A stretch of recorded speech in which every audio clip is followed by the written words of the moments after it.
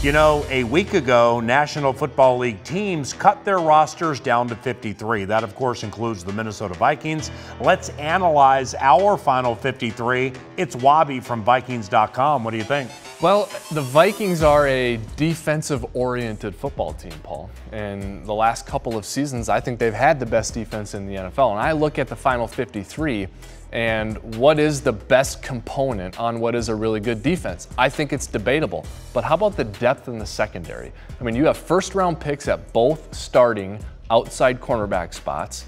You have a first-round pick at safety in Harrison Smith, and now you have a first-round pick this year in Mike Hughes.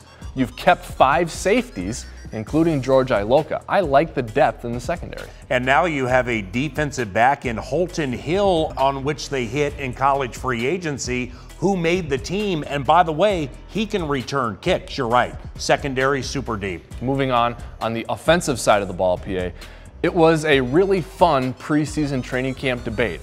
Are you a Rock Thomas guy or are you a Mike Boone guy? Yeah. Well, Mike Zimmer and Rick Spielman, they like both of them.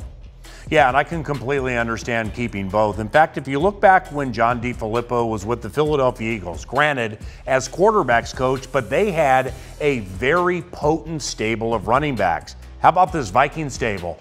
Dalvin Cook, Latavius Murray, Mike Boone, Rock Thomas. You can do a lot with that, and you also have a lot of flexibility in case somebody gets nicked up. And by the way, Duluth, we haven't forgotten about you. C.J. Ham can run it and catch it, and he's very good blocking. Everyone calls this a quarterback and head coach league, but you and I both know you need to be good in the trenches. So defensive line, offensive line, and depth. How do you assess it? I think it's fantastic, specifically with the defensive line, and also thinking Mike Zimmer, who likes to rotate his defensive linemen, I think he wants to increase that rotation. Now, you have Everson Griffin and Danielle Hunter. They're both high-enders. Tashawn Bauer, undrafted 2017, Stephen Weatherly from Vanderbilt, they're younger and they can provide pop from that spot too. You have some Linval flexibility with David Perry. From an offensive line standpoint, let's not forget Brian O'Neill, 2nd round pick. Riley Reif, already a stalwart at left tackle.